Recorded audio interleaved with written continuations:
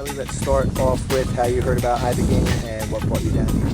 I heard about Ibogaine on the internet because I decided to do detox by myself for 6 months. And so I had a lot of time on my hands, and I just started looking things up on the internet because I was super desperate for any kind of relief. And that's when it first came up, and that was like a year and a half ago.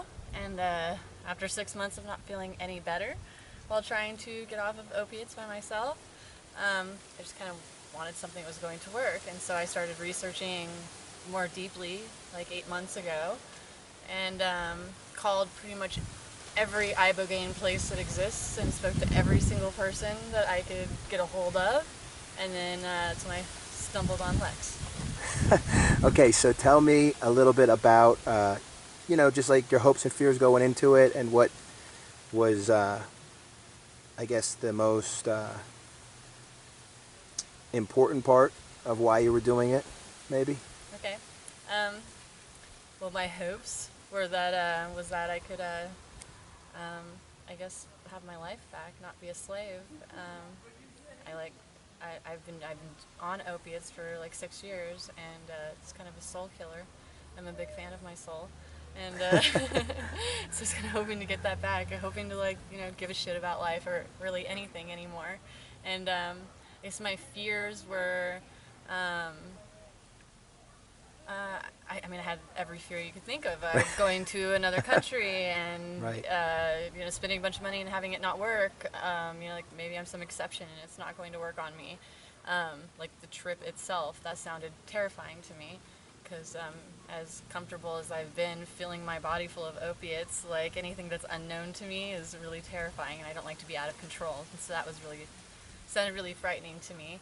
And I guess that's probably it. I was just afraid I was afraid it wouldn't work. I was afraid that I would just still feel like garbage afterwards. Absolutely. I guess. Absolutely. Yeah. Tell me, what was the most surprising aspect of it?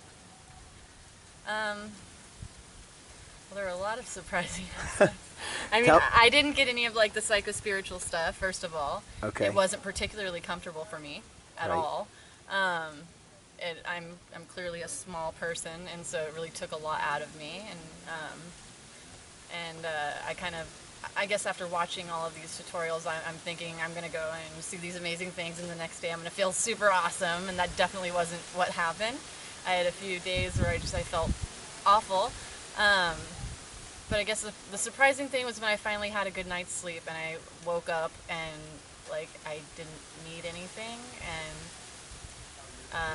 I was awake, and it felt good to be awake, and I was like, oh my god, music sounds amazing, and breathing feels amazing, and while I didn't go into any kind of a regressive thing while I was in the trip, I certainly went into that state of mind afterwards, where I was like thinking of all of the things that I had been deadening down, and apologizing to the people I had lost, in my mind for not for using that loss as an excuse not to live, as opposed to living for them more.